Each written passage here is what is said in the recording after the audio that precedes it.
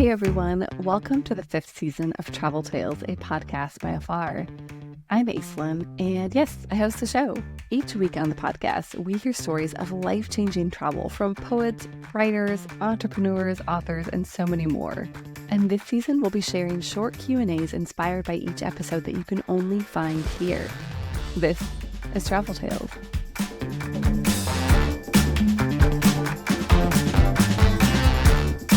Hi, Deesha. Welcome to Travel Tales. Hi, I'm so excited to be here. Thank you for having me. It's so good to have you. I mean, I loved your book, and I really appreciate you doing an episode which does focus on your organization, beGirl.World Global Scholars. But your new book, Undiplomatic, is kind of more broadly about your life and your time in the Obama White House. So I was wondering what it was like to put that down on paper, your life and that kind of rich experience that you had.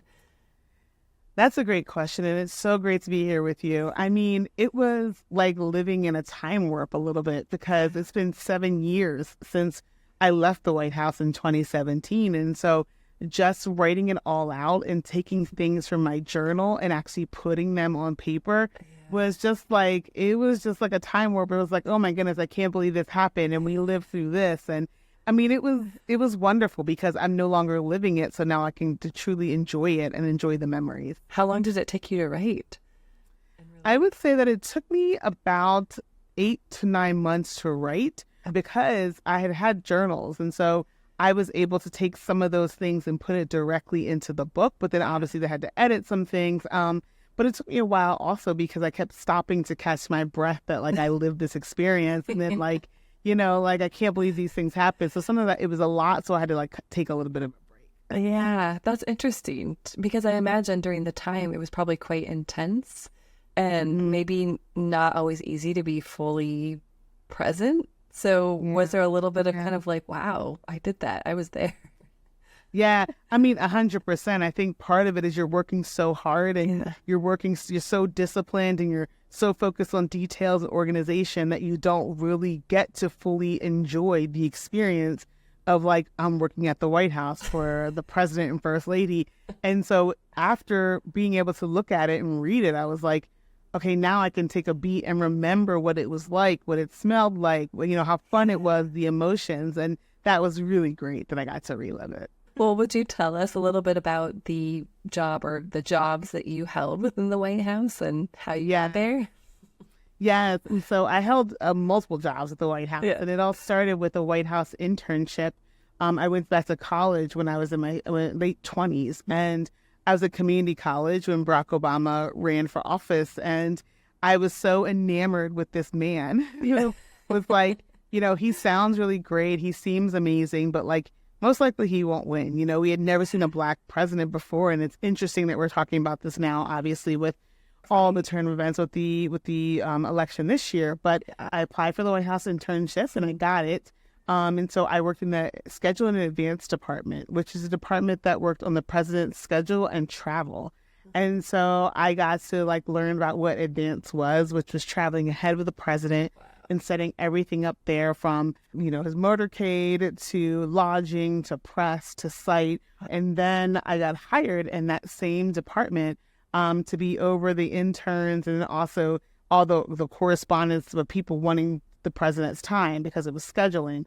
Then I got promoted to the deputy hotel director, which was my favorite job because I got to travel ahead of the president and stay in 5-star hotels because it was in charge of all the lodging outside of the White House. And then the deputy social secretary, which was the second in charge in the first lady's office, where I got to help manage all the events. And then the social secretary, which then meant I was in charge of all the events. And that was all in an 8-year time span.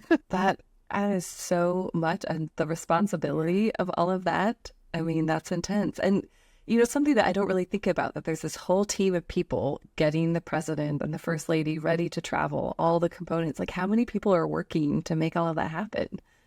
It is so many people. I would say that the behind the scenes, I'd say it depends. If it's like a domestic trip, I'd say we're pushing at about 70 or so.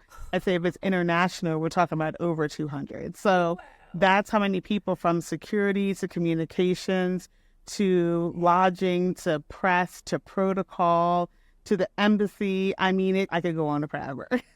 But yeah, but we each had our part to play to make it a really great event. Did you love it right away?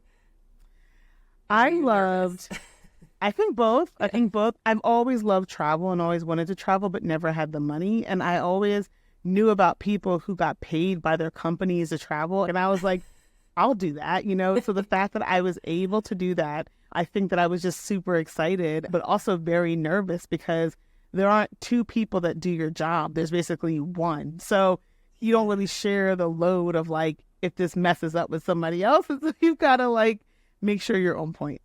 Wow. Well, could you share some of the most memorable trips that you kind of helped plan and then took? And, because you're there with the Obamas at some point, right? Yeah.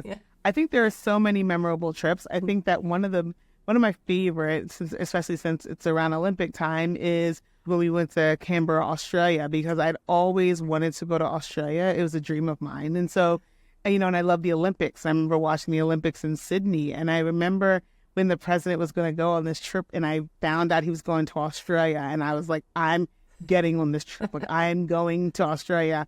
And I think that walking up to the Sydney Opera House, which I've only seen on TV, I mean, it was just an emotional moment for me because I was so far from home. I didn't realize I'd be that far from home. And I was there with the President of the United States and representing the President of the United States. And so it was just like, I can't believe this is happening to me. In that moment, were you able to kind of stop and take it in and say, like, I'm here, look where I am? I was, because I went to Sydney off the back end of the trip. And so we could extend our trip if we paid for it ourselves. I had my round trip ticket. We went from Canberra to Sydney, and we had other teams around Australia, and we all met in Sydney because the president had done a couple stops in Australia. And, so I went there on my own. So at that point, I was finished my job, finished working for a couple of days, and took the time off and explored and went to these little islands. And even now I get chills because I remember that feeling of not believing that I was in Australia. And also that I did not pay for this couple $1,000 ticket. It's just like the simple things for me. And to be able to kind of travel with such, I don't know, there's just such prestige around the president and, Obama. I mean, he just inspired so many. And did you actually get to interact with him much? Yeah, every trip. I mean, because I was in charge, especially when I was in charge of the lodging, because I was the person in charge of, like, when the president arrived at the hotel, I greeted him and he got off the motorcade, or the first lady, whichever one, or both of them. And then I would escort them to their room. And so I was the one that knew, like, you're taking this elevator.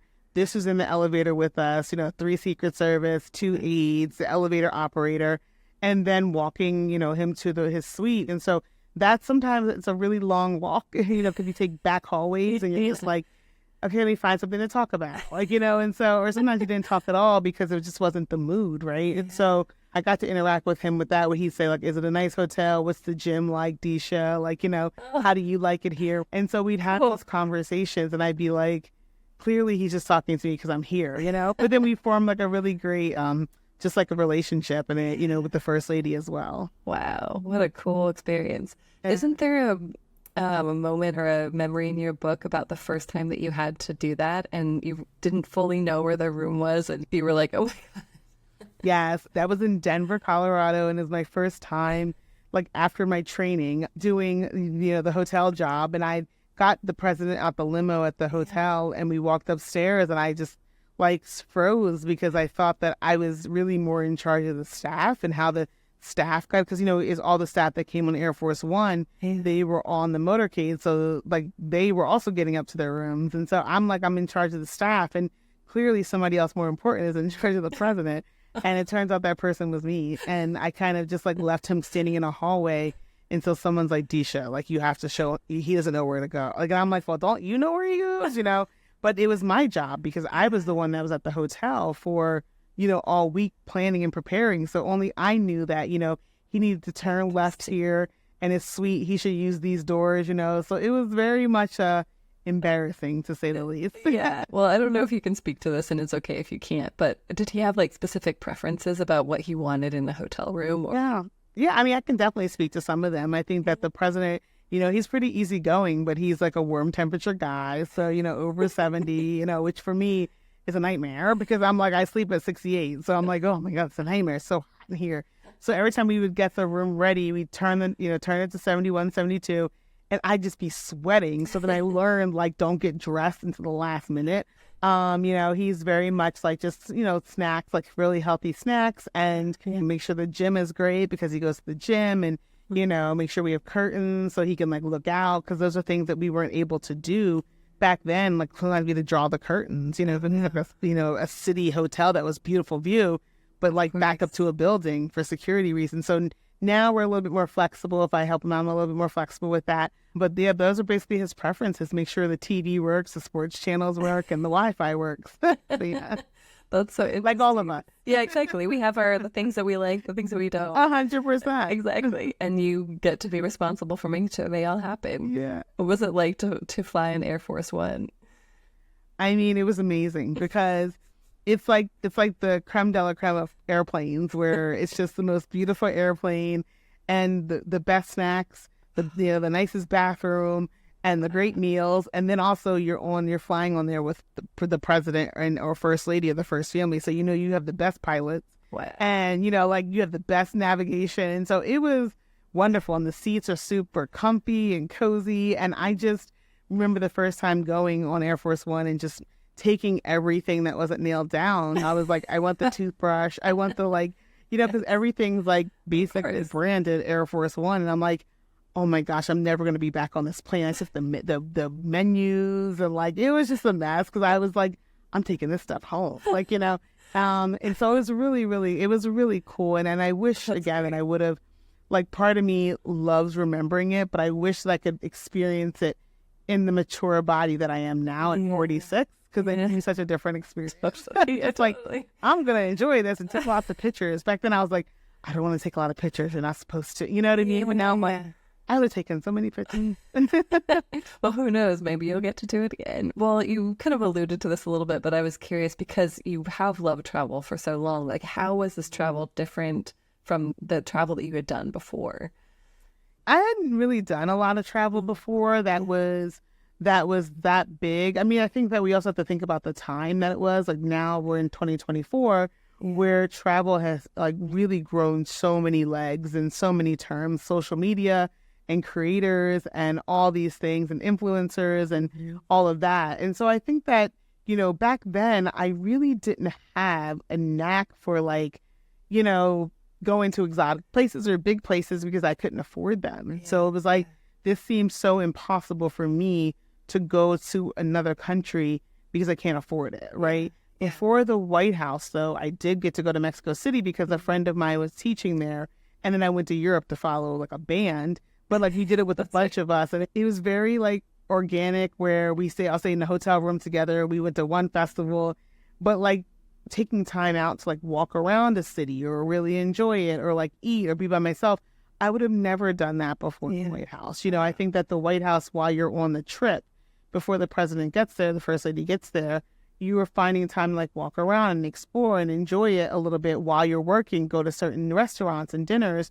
And I was very comfortable doing that by myself. And so it really put a new light on, number one, it kind of not scarred me, but I'm there representing the president. So I'm able to eat really good restaurants and all these other things, right? You go by yourself and I'm just oh, there's no special privilege here. Okay. And I just, and so I think that it's really just opened up my mind about what's possible and to not be scared, really. Yeah. I was going to ask what it was like, once this job ended. How do you go back to normal travel after that? Oh, man, it's hard.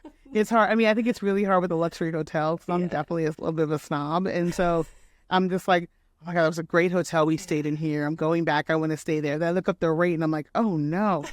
I can't afford that. You know what I mean? And not I could call them and be remember me from 5 years ago? I've done all those favors have all gone now. I've used them once. And so I think that there's that, but I think it's also not seeing the world from a diplomatic sense of just I'm here for diplomatic purposes. So I'm seeing the embassy, I'm seeing the protocol, I'm seeing the truth. Like, and it's like experiencing it more as a tourist or more as a guest in the home of the country without that filter was very just eye-opening for me in some countries, because I'm like, okay, now I'm just by myself versus having like, you know, in some countries, most countries, we have to have like an embassy driver. And I'm like, oh, I got to figure out how to get around myself, you know? So I think that it's just like, that was a different lens too of like, actually what I loved, a little bit of a challenge that I actually really like. Yeah. What are some of the more memorable trips that you've taken by yourself since then? Oh man, well, I have one coming up to Sri Lanka, which I'm super excited about. I'm thinking about myself. Yeah, I've never been, and everybody says they like it. I'm like, I'm gonna go. A friend who has placed there, I'm like, I'm just gonna go. But I would say that some of the more memorable trips have been, you know, the trips to Europe. Really, I think, you know, being able to go see Sweden by myself. I went to, you know, Iceland again, and I try to go places obviously that are safe for women. London, I have a great crew there, so I always go there. But I haven't made the jump yet. This is going to be my first jump to going to Asia or Southeast Asia by myself. And so This will be very different for me, but I'm super excited about it. And, you know, I know enough people who have gone to places that I'm very resourceful where I'm like, online groups or anything. Have you been there as a solo traveler, as a woman? Like, you know, what should I look out for? What should I, whatever, and get recommendations, and also try to like meet women groups in those spaces. Like, oh, there's a women's travel group and this meeting in Stockholm this night, like, you know, it's open to everybody. I'm just going to go. And so I do a lot of that too. Well, I wanted to go back to some of your early experiences planning the travel for the Obamas, because you talked about, when we were talking about what your story was going to be, this really crazy day in Jakarta. Yeah. And I'm curious, could you tell us that story and then what it taught you about the job?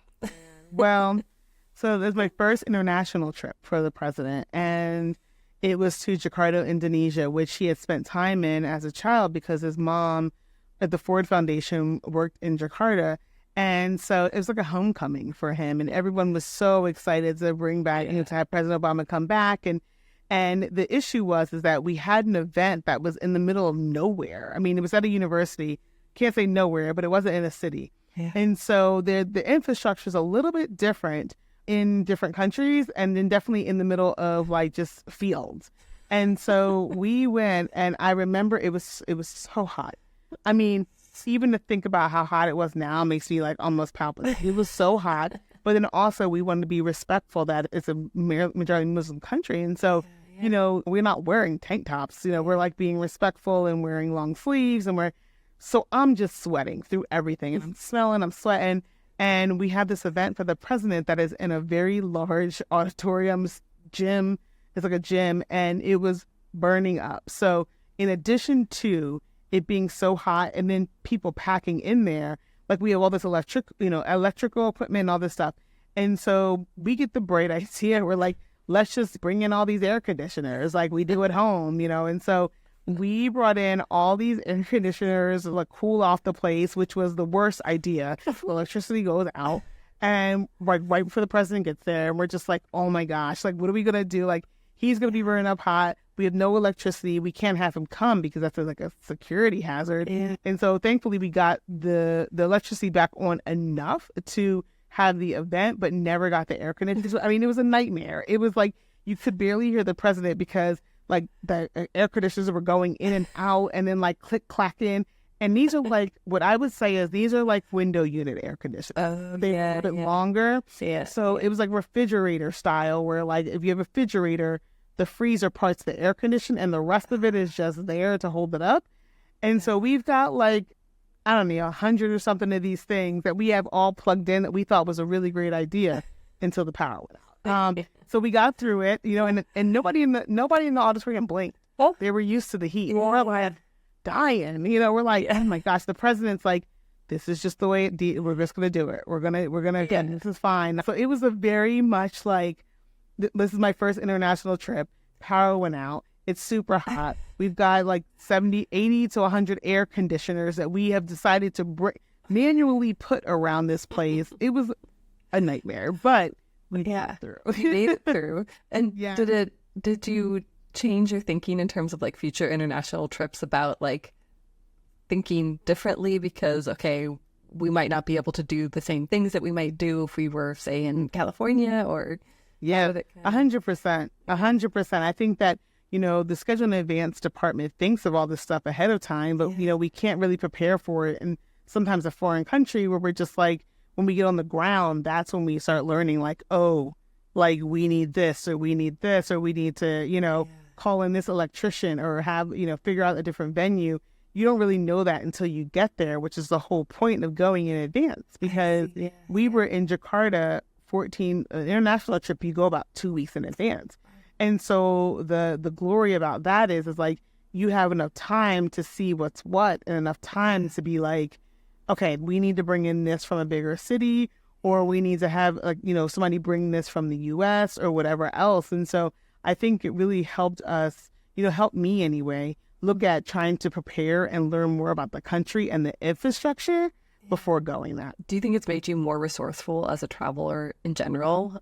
Oh, 100%. 100%. Yeah, 100%. It's like you could deal with anything that comes your way now, essentially. Yeah, honestly, and also not only that, but I think it's the whole, mantra that you don't believe until you're through something that you're going to get through it. Yeah. Like, it's just like, yes, this is really a mess that we are like, lights are flickering and air conditioners are flicking and we are all sweating and hopefully nobody passes out and we all have full clothes on. This is a mess, right? But the president starts talking, the crowd goes crazy. Yeah. Everyone's so excited, smiling and laughing and crying. And he leaves stage, shakes hands, and it's over. Yeah. So I think that one of the things that taught me about travel is like some things are not going to be to my convenience and just push through it, because it's honestly not as bad as it seems at the time, or is hard. And like, if they asked me to go to Jakarta, like to do that again, I'd be like, great, now I know I'm prepared, So I think that it definitely helped me really adapt a little bit more. Well, I'd love to close with just teeing up your travel tale. And so this organization that you founded came out of some of these experiences that you have, right? Could you just talk a little bit about how that led to founding beGirl.World? Yes. So beGirl.World was started in 2014. And part of it was because I had not had the opportunity to travel when I was younger, but not just that.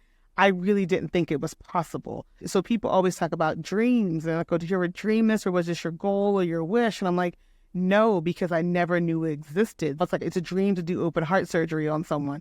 Like, clearly that's not ever going to happen because I'm not going to med school and I would not do that. That's how I saw travel. And so, a friend of mine, we were talking, after I got to the White House, and I was telling her about how, traveling around the world for the president and first lady, I would never see any Black people in the U.S. embassies, which are places that represent the U.S. in foreign countries. And so I was always like, why are all the foreign service officers that work here either not Black, there's no Black people, or they're either not Black or they're, local staff, which makes perfect sense, right? And so I was like, I don't understand this. And so I started talking to her about it. And I was like, well, who knows what the foreign service is? And then we started digging a little bit further and saying, well, I'm sure students who study abroad and students who have these teen exchange programs, they know a little bit more about this, right? Yeah. And then we looked at the study abroad numbers, and it was under 5% of students in America that study abroad are Black. And so the two of us got our heads together and said, well, we'd love to just do something about this. We don't know what we can do, but let's just maybe start working with girls in high school to teach them about travel. And so we started beGirl.World, where we work with freshman and sophomore Black girls, and we teach them about travel. We teach them about budget. We teach them about like confidence, being afraid going overseas, study abroad, scholarships, foreign service, cultures, everything. And then we take them on an international trip. We help them get passports and their parents sometimes. And so we've done that for 10 years. And the group that we have right now is they're like actually gearing up to go to Portugal in 2 weeks. And so we figure by the time we have the 1 to 2 years with them, they are less afraid. They're more confident. And then they're also juniors and seniors in high school. Yeah. And so at that time, then they go to college and they're more apt to study abroad because they had this experience overseas. They understand what it's like. And so a lot of them go study abroad, and then we supply funds for them to do so. And then we also provide scholarships for other Black women to study abroad if they were chosen for a study abroad. So that's what beGirl.World is. And I'm like, I want them to go across to the foreign service. If I would have known, like to this day, if I would have known what the foreign service was and known that like you can go represent America in a different country. Like I would have been out of here a long time ago. Like I'm like, this is amazing. This is amazing. But like it's also, you got to study for the test and all these things. And so my husband and I still joke about it. I'm like, am I too old? But like I think that is a dream for people who love travel. I think it's Well, I love what you've done, and thank you so much for sharing your stories and sharing your travel tale with us. And thanks for being here, Deesha. Of course. Okay, that was our show. I'll include a link to the full episode below, and please don't forget to hit like and subscribe on your way out.